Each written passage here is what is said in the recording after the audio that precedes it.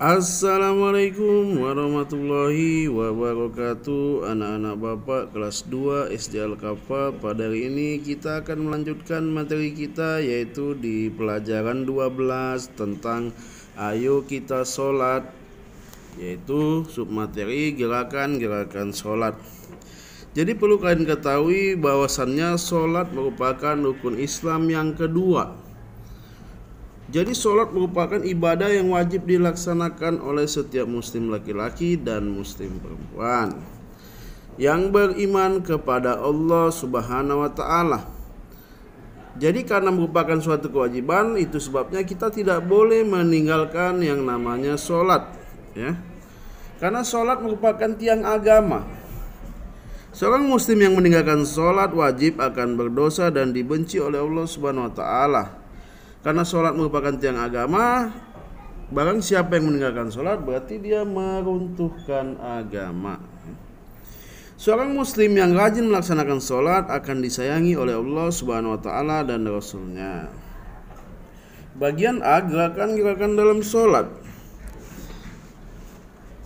Rasulullah SAW menjelaskan dalam hadisnya yang berbunyi, Qala Abu Hatim radhiyallahu anhu, qaluhu sallallahu alaihi wasallam, sallu kama ra'aitumuni usolli.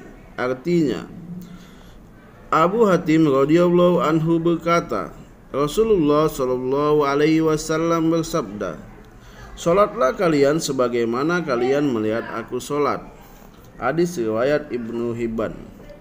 Jadi sebagai siswa muslim, kalian harus tahu tata cara sholat seperti yang diajarkan oleh Rasulullah SAW. Ada 10 gerakan pokok yang dilakukan ketika sholat. Silakan perhatikan sebagai berikut. Yang pertama adalah berdiri tegak bagi yang mampu. Gerakannya kaki agak merenggang, kira-kira 1 jengkal. Kemudian posisi badan menghadap ke arah kiblat dan membaca niat sholat. Yang kedua, takbiratul ihram. Artinya gerakan mengangkat kedua tangan setinggi bahu. Telapak tangan terbuka menghadap ke depan. Jari-jari rapat satu sama lain. Ibu jari berada di bawah daun telinga sambil membaca takbir. Allahu Akbar. Yang ketiga, bersedekap. Gerakannya adalah tangan dilipat di atas pusar. Tangan kanan memegang pergelangan tangan kiri. Membaca doa iftitah, surah Al-Fatihah dan surah pendek dalam Al-Quran yang telah dihafal. Kemudian gerakan yang keempat adalah ruku. Gerakannya membungkukkan badan, kedua tangan memegang lutut dan menekannya. Pandangan mata tertuju ke tempat sujud. Antara punggung dan kepala hendaknya rata. Kaki, badan, dan kepala membentuk sudut siku-siku sambil membaca doa ruku. Yang kelima, iktidal. Gerakannya bangkit dari ruku dan kembali berdiri tegak sambil membaca doa tasmi' dan iktidal. Yang keenam, sujud.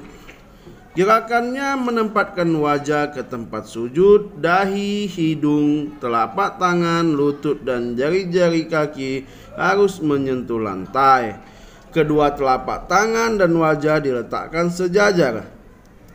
Kedua telapak kaki berdiri tegak menopang tubuh. Jari-jari kaki menekan lantai sambil membaca bacaan sujud. Berkaitan dengan sujud ada gerakan yang harus diperhatikan, yaitu sebagai berikut. Ketika hendak sujud, pertama, posisi berdiri tegak dan kedua tangan bersedekap. Kedua lutut menyentuh lantai, kedua tangan berada di atas paha. Badan tegap dan pandangan mata tertuju ke tempat sujud. Ketiga, kedua tangan menyentuh lantai, badan pada posisi hendak sujud. Keempat, posisi sujud sempurna. Selanjutnya, ketika hendak berdiri setelah sujud, pertama posisi sujud sempurna. Kedua tangan pada posisi hendak bangkit dari sujud. Ketiga, kedua lutut menyentuh lantai, kedua tangan berada di atas paha, badan tegap dan pandangan mata tertuju ke tempat sujud. Keempat, posisi berdiri tegak atau berdiri sempurna. Yang ketujuh, duduk di antara dua sujud atau duduk iftirosh. Gerakannya adalah duduk dengan cara telapak kaki diduduki, telapak kaki kanan berdiri tegak, jari kaki kanan menekan lantai sambil membaca doa duduk di antara dua sujud. Yang kedelapan, duduk tasyahud awal. Gerakannya sama seperti dalam keadaan duduk iftiroshi, duduk antara dua sujud, membaca lafal tasyahud awal dan sholawat Nabi SAW.